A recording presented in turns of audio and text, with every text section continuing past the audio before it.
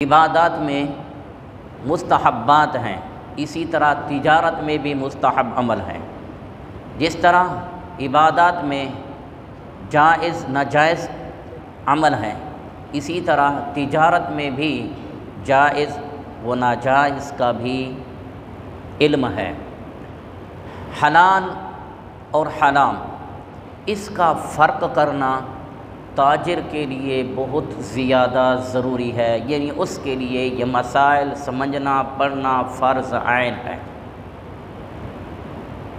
اس وجہ سے آپ کوشش کریں کہ اس درس کے اندر اس کو سیکھیں، یہ دین ہے، اور تاکہ آپ کے کاروبار میں برکت ہو اور آپ کو علم ہو کون سا کام ہے میرے لیے حلال ہے اور کون سا کام ہے میرے لیے حرام ہے۔ بلکہ آپ کے اندر یہ لگن اور کوشش ہونی چاہیے کہ آپ مسئلہ پوچھیں، آپ اس کو لکھ لیں، اس طرح بہت زیادہ فائدہ ہوگا۔ وہ مسئلہ ہمیں دے دیں، ہم آپ کو اس کی قرآن اور حدیث کی روشنی میں ہم آپ کو اس کا حل بتلائیں گے، تو اس طرح بہت جلد ہی ہمیں تجارت کے مسائل سے آگاہی حاصل ہو جائے گی۔ کسب حلال، رزق حلال کی بہت بڑی فضیلت ہے، یہ بہت بڑی ایک عبادت بھی ہے۔ حضور نبی مکرم صلی اللہ علیہ وسلم نے ارشاد فرمایا کہ حضرت مقدام بن معدی کرب، امام بخاری علیہ رحمہ اس حدیث کو اپنی بخاری شریف میں ذکر کرتے ہیں۔ نبی صلی اللہ علیہ وسلم نے ارشاد فرمایا کہ اس کھانے سے بہتر کوئی کھانا نہیں ہے جسے انسان اپنی ہاتھ کی کمائی سے حاصل کرے، اور سیدنا داؤد علیہ السلام بھی اپنی دستکاری سے کھایا کرتے تھے۔ یہ بہترین کمائی ہے انسان کی کہ انسان اپنے ہاتھ کی کمائی کھائے۔ اسی طرح حضور نبی مکرم صلی اللہ علیہ وسلم کے ارشاد پاک ہے، صحیح مسلم شریف کی حدیث ہے، نبی علیہ السلام نے ارشاد فرمائے اللہ تعالیٰ طیب ہے، پاک ہے، اور پاک چیز کو اللہ پسند فرماتا ہے۔ اللہ تعالیٰ نے مومنوں کو اسی رزق حلال کا حکم دیا جس طرح انبیاء علیہ السلام کو اللہ نے رزق حلال کا حکم دیا ہے۔ یا ایھا الناس کلوا من یا ایھا الرسل کلوا من الطیبات واعملوا صالحا، اے انبیاء اور رسول کی جماعت، کلوا من الطیبات، رزق حلال کھاؤ، واعملوا صالحا، نیک عمل کرو۔ کلوا من الطیبات یہ معاملات ہیں۔ اسی طرح ارشاد فرمایا یا ایھا الذین آمنوا کلوا من طیبات ما رزقناکم، اے ایمان والو ہم نے جو تمہیں رزق حلال دیا ہے اس رزق حلال سے کھایا کرو، حرام نہ کھاؤ۔ حرام کی مذمت بیان کرتے ہوئے اللہ پاک نے ارشاد فرمایا وَلَا تَأْكُلُوا أَمْوَالَكُمْ بَيْنَكُمْ بِالْبَاطِلِ، ناجائز طریقے سے اپنا مال مت کھاؤ، ناجائز ذرائع سے مال مت کھاؤ۔ وَلَا تَأْكُلُوا أَمْوَالَكُمْ بَيْنَكُمْ بِالْبَاطِلِ وَتُدْلُوا بِهَا إِلَى الْحُكَّامِ، اور حاکموں کے پاس بھی ایسا معاملہ لے کر نہ جاؤ کہ اس کے ضمن میں تم حرام کھاؤ۔ تو لہذا اللہ پاک نے بھی ہمیں رزق حلال تلاش کرنے کا حکم دیا ہے۔ اسی طرح صحیح بخاری شریف کی حدیث ہے، حضور نبی مکرم صلی اللہ علیہ وسلم نے ارشاد فرمایا لوگوں پر ایک ایسا زمانہ آئے گا کہ لوگ اتنا تک بھی نہیں سوچیں گے کہ میں کہاں سے کما رہا ہوں اور کہاں سے کھا رہا ہوں، یعنی جو میں کما رہا ہوں یہ میرے لیے رزق حلال بنتا ہے یا میرے لیے حرام بنتا ہے۔ اسی طرح حضور نبی مکرم صلی اللہ علیہ وسلم کے ارشاد پاک ہے، حضرت عبداللہ بن مسعود رضی اللہ تعالی عنہ اس حدیث کے راوی ہیں، نبی علیہ السلام نے ارشاد فرمایا جو بندہ حرام مال حاصل کرتا ہے،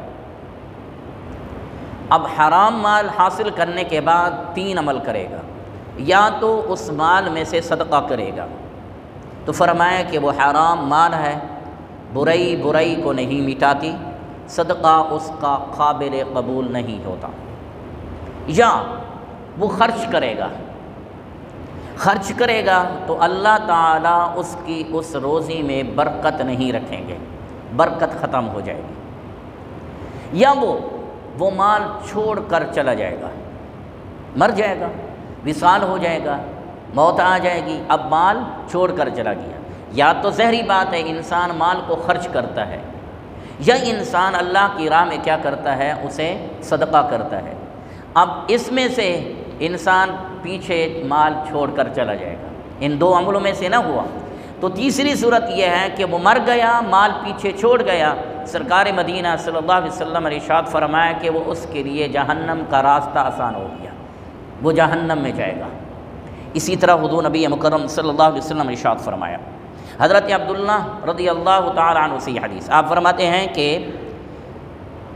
حلال کی کمائی تلاش کرنا جس طرح دیگر فرائض فرض ہیں، اسی طرح رزق حلال تلاش کرنا بھی فرض ہے۔ حضور نبی مکرم صلی اللہ علیہ وسلم نے ارشاد فرمایا،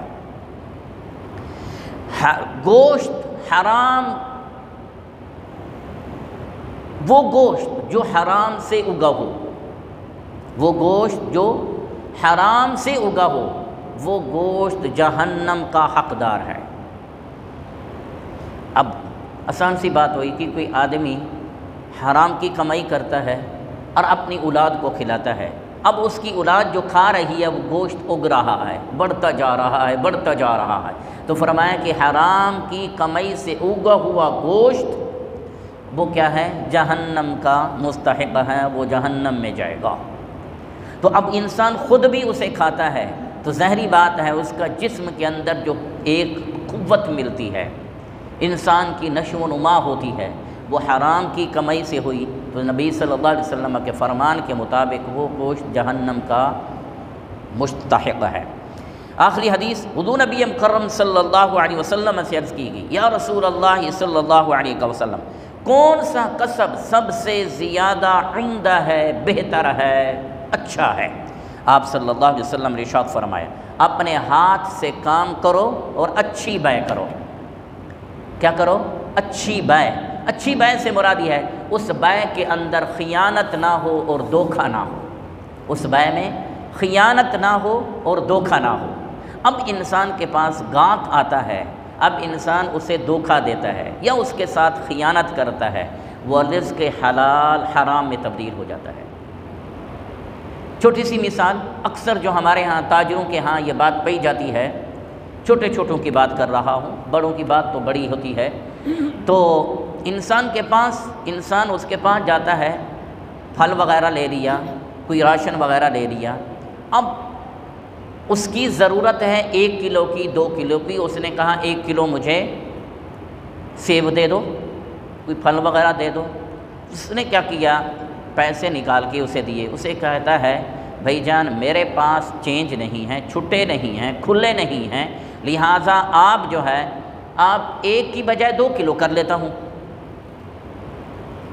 اب اس کے پاس کھلے پیسے ہیں، اب اپنے ذہن کے اندر وہ کیا کر رہا ہے، کمائی کر رہا ہے، جہاں 1 کلو بکے گا اب 2 کلو بیچنا چاہتا ہے۔